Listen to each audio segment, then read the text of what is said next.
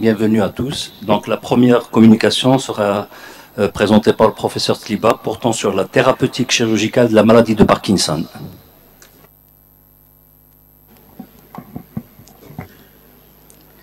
Merci, Dr Mznat.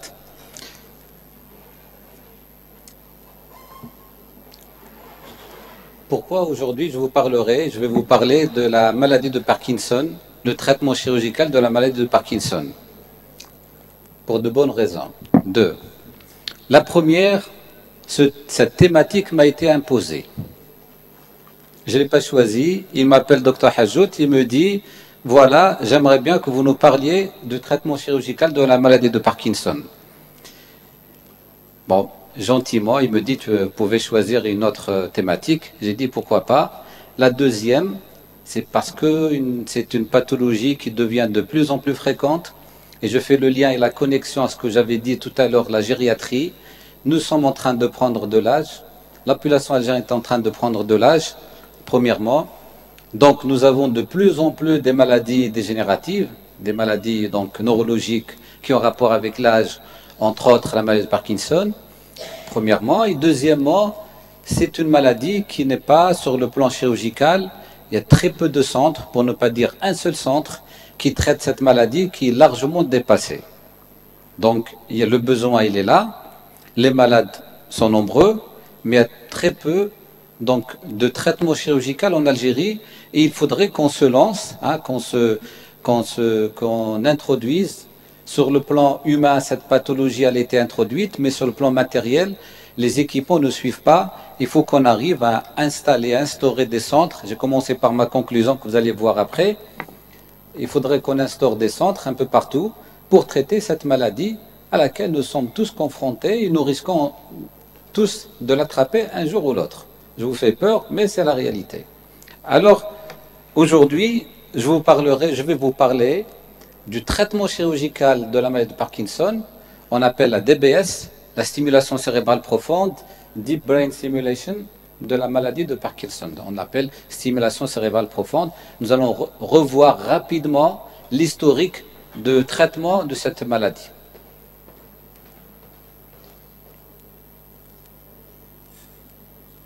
Donc, d'abord, c'est une pathologie, une maladie idiopathique. On parle d'idiopathique et qui occupe la deuxième position donc, des maladies neurologiques dégénératives après la maladie d'Alzheimer. L'Alzheimer, nous n'avons pas de traitement jusqu'à l'heure actuelle, probablement un jour, et elle occupe 2% hein, en augmentation fréquente à partir de l'âge de 65 ans, 2% de la population. 1000 nouveaux cas par an en France, 5000 nouveaux cas, c'est des statistiques, c'est de l'épidémiologie, 5000 nouveaux cas aux États-Unis.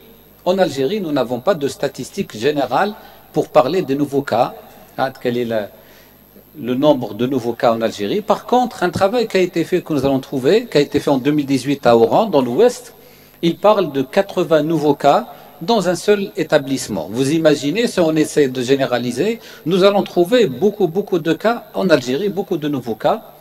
En tous les cas, ce qui a été recensé jusqu'à maintenant, ce qui est recensé par le ministère de la Santé, c'est 70 000 cas qui sont recensés et suivis en Algérie. Donc, actuellement, on parle de DBS, de chronique stimulation cérébrale profonde, hein, sans endommager aux structures cérébrales, parce qu'à l'époque, quand on opérait ces malades, on détruisait les noyaux gris centraux, et actuellement, c'est une stimulation chronique sans destruction des noyaux gris centraux. Quelques noms de l'histoire, depuis James Parkinson, que vous voyez ici, et c'est le premier qui a analysé donc, cette maladie à travers des signes neurologiques. La triade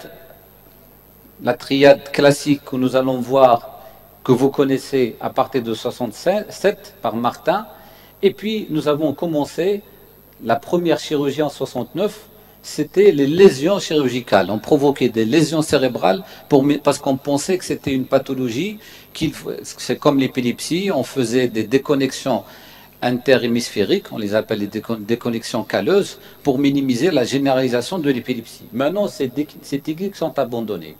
Donc la première DBS a été pratiquée en 87, mais la vraie DBS que nous pratiquons aujourd'hui et qui est efficace, qui a été retrouvée, j'allais dire inventée ou bien introduite par Alim Ben Abid, qui a connu notre université, notre faculté, parce qu'il a présenté une conférence dans cet auditorium.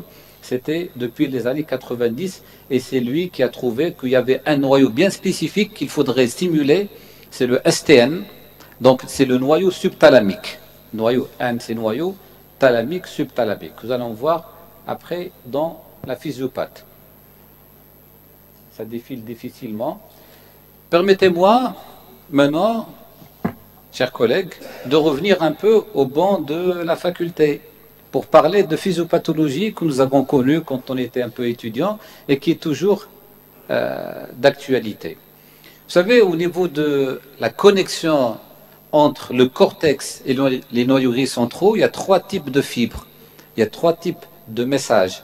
Il y a les messages excitateurs, il y a les messages inhibiteurs, il y a les messages régulateurs. Les messages, et justement ça c'est le GPI, les messages excitateurs viennent souvent du cortex. Après, vous allez voir comment ça descend vers le putamen et le noyau codé, que vous voyez ici, putamen et noyau codé. Après, des messages inhibiteurs du putamen et du noyau codé vers le GPI et le GPE à travers la capsule interne. Après, d'autres messages qui vont vers le thalamus.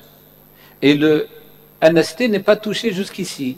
Le NST n'est pas concerné par ces messages. Et après, tout ça, c'est la voie directe. Et cette régulation qui se fait par les noyaux centraux, surtout le noyau nigrothalamique, qui va vers le putamen et vers le noyau codé pour réguler cette connexion. Maintenant, ça c'est la voie directe. Si on passe à la voie indirecte, la voie indirecte est concernée par justement le NST, le noyau subthalamique, et les messages de la même manière, messages excitateurs qui vont vers les noyaux gris centraux plus ou moins périphériques, sous-corticaux, donc noyau codé, putamen. Après, l'inhibition qui se fait dans le GPE, GPI, et qui va directement, cette inhibition, qui va vers le NST, avec un feedback positif. C'est ça le feedback positif qui va provoquer vers le GPI et le noyau nigrothalamique. Et à partir de là, même vous allez voir que la modulation se fait de façon minime et on a une supériorité de la voie indirecte par rapport à la voie directe. Voici donc les normes physiologiques entre le cortex. Ça c'est la voie directe avec un message donc excitateur, la voie indirecte avec un message avec des messages inhibiteurs, et ça c'est la régulation entre les deux messages. Dans le cadre de la maladie de Parkinson, vous voyez que la voie indirecte, comme on l'a vu tout à l'heure, on peut revenir par le noyau gris centraux, par le noyau subthalamique, elle est exagérée, ça c'est dans la voie indirecte, par rapport à la voie directe, et c'est ça ce qui cause justement la perturbation au niveau du cortex, et cette perturbation qui est à l'origine des tremblements, de la dyskinésie et de la kinésie que vous connaissez dans le cadre de la maladie de Parkinson. Voilà. À partir de là, voici les effets justement de la stimulation dans la maladie de Parkinson à travers le noyau subthalamique. Je suis arrivé directement au traitement parce qu'on m'a demandé de parler du traitement.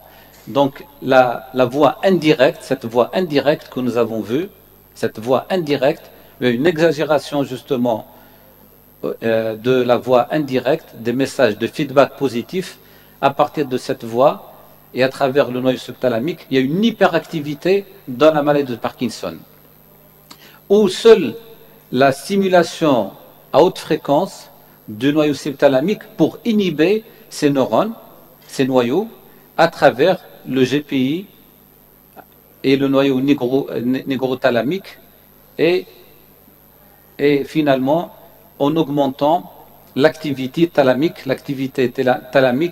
qui est à l'origine justement de l'excitation corticale l'excitation corticale. Finalement, regardez le traitement de la maladie de Parkinson entre la diaporama qu'on a vu tout à l'heure et la stimulation de noyau subthalamique. La voie directe qui est minime, c'est la voie excitatrice. Donc on a minimisé la voie indirecte du noyau subthalamique et la régulation nigrostriatale, la voie nigrostriatale pour équilibrer la réaction ou l'excitation corticale. Voici toute la physiopathologie de cette maladie. À partir de là, on voit que l'hypothèse alternative de la stimulation du noyau subthalamique nous a permis d'atténuer donc l'hyperactivité de la voie indirecte et puis d'activer une projection vers le GPI et une régulation des noyaux subthalamiques de l'activité neuronale du noyau subthalamique. Voici donc le schéma global où au centre, l'autorégulation qui se fait à travers le noyau subthalamique, aussi bien pour la motricité, pour l'oculomotricité, pour l'aire préfrontale, ce qu'on appelle l'aire 4, l'aire 6 et l'aire 8 de Brodmann, donc dorsolatéral, et l'aire orbitofrontale à travers toujours le noyau subthalamique. Mais la question que nous nous posons toujours, est-ce qu'on est dans l'obligation ou censé opérer tous les malades qui présentent une maladie de Parkinson? Bien évidemment non, il y a des critères d'inclusion, il y a des critères d'exclusion. Pour les critères d'inclusion, il faudrait être sûr qu'il s'agit d'une maladie de Parkinson idiopathique. Il faut éliminer les maladies de Parkinson organiques, dépôt de cuivre par exemple, électrocution, une atteinte des noyaux centraux qui ont relation avec une cause organique. Ça c'est le premier point. Deuxième point, il faut éliminer les Parkinsoniens qui ont une atteinte axiale. Vous savez que le Parkinson n'atteint jamais l'axe, il n'y a pas d'atteinte axiale, c'est une atteinte périphérique. Et s'il y a une atteinte axiale, il faut penser à une autre maladie. L'atteinte axiale, c'est l'atteinte spinale, c'est l'axe. Et il faut choisir les patients qui ont une réponse déjà auparavant à la L-DOPA pour être sûr qu'il y a un déficit de L-DOPA. Mais vous allez me dire, si le patient répond à la L-DOPA, pourquoi l'opérer? C'est des patients qui répondent à la L-DOPA quand on introduit la L-DOPA, jusqu'au moment où ils deviennent résistants, rebelles à ce traitement médical. Donc on ne les opère pas quand on introduit le traitement. Dans la succession, on commence toujours par un traitement médical, minimum 5 ans, et quand ces malades deviennent rebelles au traitement médical, on pense à les opérer. Donc, les dyskinésies motrices fluctuantes, absence d'atteinte cognitive, c'est le test, le MMS, supérieur à 28, absence de syndrome de dépression, nous allons voir. Donc, une IRM normale, on disait on élimine toutes les causes organiques. Imaginez une tumeur centrale, une tumeur thalamique, l'âge moins de 70 ans. Maintenant, cet âge a été un peu repoussé par certaines équipes. On peut aller jusqu'à 75 ans. Comme l'espérance de vie, elle ne cesse de reculer. C'est des malades qui ont cette maladie moins de 20 ans, c'est-à-dire la durée de la maladie n'a pas dépassé les 20 ans.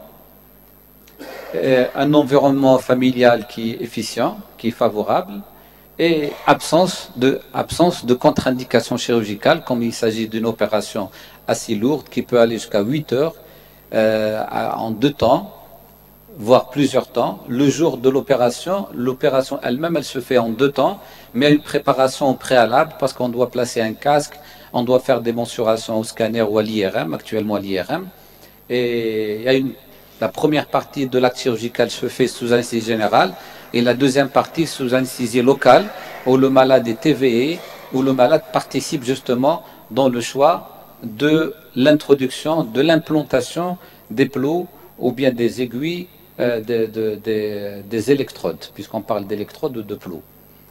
Les critères d'exclusion, C'est donc quand il ne s'agit pas de maladie idiopathique, quand il y a une atteinte axiale importante, quand il y a des troubles psychiatriques, les malades borderline, et bien sûr une IRM anormale. Maintenant, quels sont les patients qui ne rentrent pas dans le cadre, où il faut traiter, ne rentrent pas dans le cadre de la DBS? Quand il y a une atteinte cortico-basale, une dégénérescence cortico-basale, quand il y a une atteinte donc des cordes de Lewy, quand il y a une paralysie supranucléaire, etc. Maintenant, bien évidemment, toujours dans le choix, pour aller vers la chirurgie, il faut faire une bonne sélection de ces malades. On n'opère pas, encore une fois, tous les malades. Il faut faire des tests très spécifiques, parce que les tests se font avant la chirurgie, pendant l'acte opératoire, nous allons voir quelques images, et en post-opératoire, comme nous allons rentrer à l'intérieur, en profondeur dans le cerveau, et si on rate la cible de quelques millimètres, on peut provoquer d'autres troubles neurologiques. Donc il faut faire une très bonne évaluation neuropsychologique. Il faut scorer les patients, surtout pour les atteintes frontales, parce que je disais que le patient va participer pendant l'acte opératoire. Il faut faire des tests, les tests de la mémoire, les tests de l'affluence verbale, et puis les tests d'analyse, des capacités d'analyse visio-constructives. Parce que les noyaux visio-constructifs, le noyau visio-constructif, il est en arrière, juste en arrière du noyau subthalamique. Donc, on disait, il faut évaluer sur le plan psychiatrique le patient, il faut éliminer une psychose, un syndrome psychotique, un syndrome dépressif. Et voici le test avec lequel on évalue tous les patients avant de les opérer, ce qu'on appelle l'UPDRS. L'UPDRS, hein, Unified Parkinson's Disease Ranking Scale. Et nous avons des items pour évaluer, donc pour scorer ces patients. Et voici les items, donc l'état mental, le comportement et l'humeur. Après, les activités journalières, donc la parole, la salivation, la déglutition, l'activité manuelle, l'hygiène, le trémolo, la marche, etc. Les activités toujours motrices, hein, comme vous voyez ici, la rigidité, la posture, et toujours la stabilité de la posture, la démarche et la bradykinésie. Et à partir de là, en plus de l'EPDRS, il faudrait évaluer les patients en fonction de leur autonomie. Donc ça, c'est complètement autonome ou indépendant, 90, tout ça, tous ces tests doivent être faits. Il s'agit d'un traitement multidisciplinaire. Ça, les tests sont faits par les neuropsychologues, par les psychiatres et aussi par les neurologues. Les neuropsychiatres et les neurologues, c'est le neurologue qui prépare, qui sélectionne le patient, et c'est le neurologue qui le prépare. Le neurochirurgien, il ne fait que l'acte opératoire. Et c'est ça justement pour ne pas confondre. L'activité du neurochirurgien, c'est de faire l'acte et de suivre par la suite le patient, parce qu'il faut moduler l'intensité justement de cette stimulation. C'est une intensité électrique.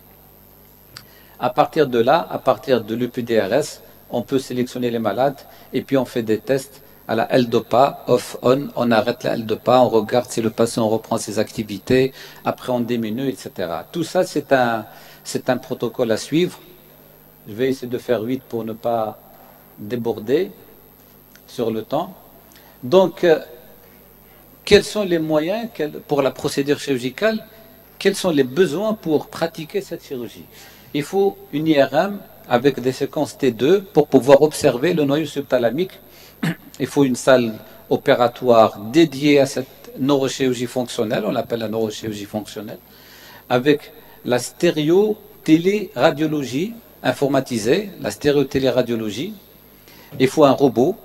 Bon, le robot n'est pas obligatoire à 100%, mais le mieux c'est d'avoir un robot qui va nous aider à s'orienter correctement vers le noyau subthalamique.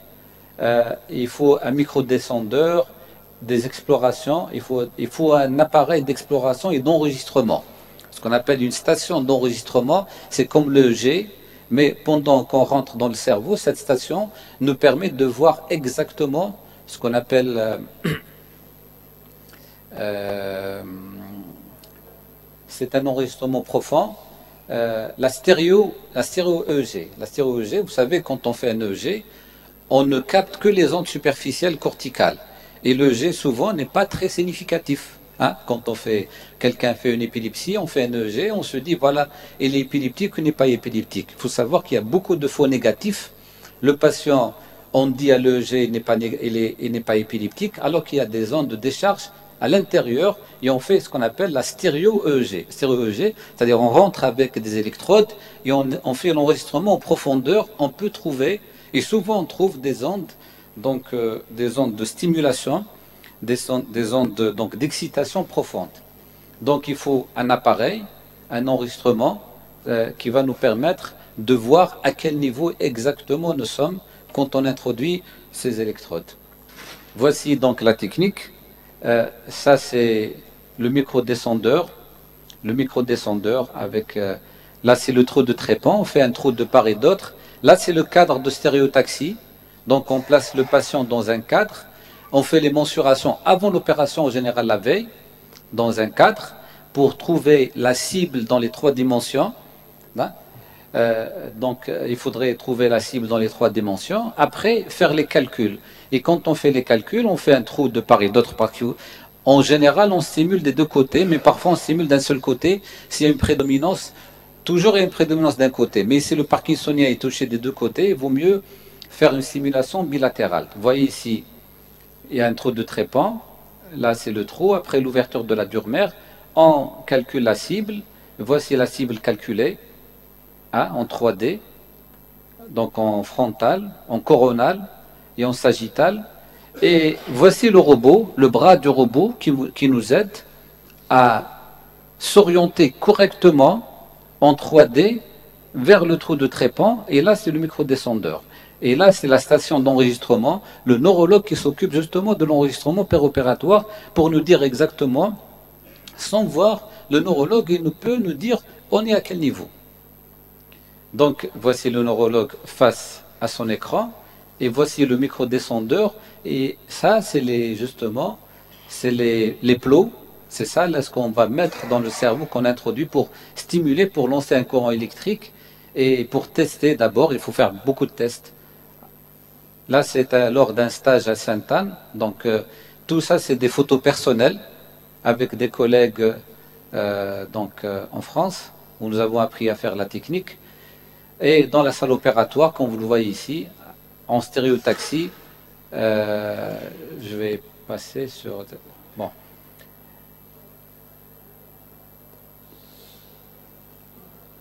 Voici les paramètres, quelques paramètres. La fréquence 135 Hz, donc la pulsation et l'intensité, et on commence toujours par 0,2 à 0,5 ampères. Pourquoi?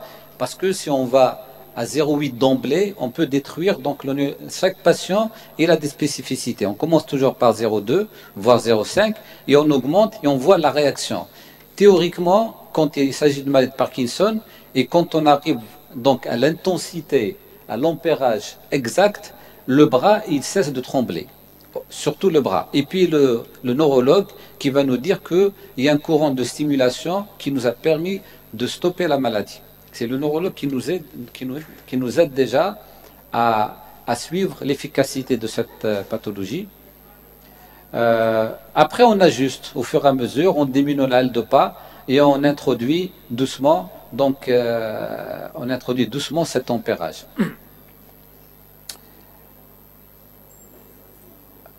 Voilà, je vais passer. Quelques complications. Hein, les complications qu'on pourrait...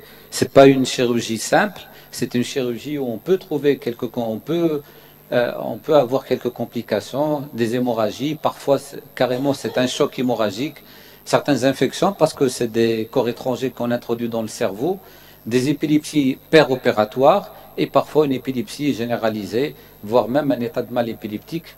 En conclusion, il s'agit d'une technique très efficiente, très efficace. Nous avons besoin de cette technique en Algérie parce qu'il y a beaucoup de malades en attente. Seule l'équipe de neurochirurgie de Zmelli ou le service de Nour de Zmeli qui sont en train de pratiquer cette technique avec une liste d'attente très importante. Nous pensons en premier temps, nous pensons qu'il est nécessaire, ce que nous avons transmis au ministère, de lancer au moins 4 centres, un centre à l'est, un centre à l'ouest et deux centres de traitement de Parkinson au centre. Et finalement, l'équipe de Béjaïa est habilitée, elle est prête à opérer, mais nous n'avons pas les équipements. En attendant le CHU, un jour, probablement que nous allons nous lancer dans cette technique. Je vous remercie.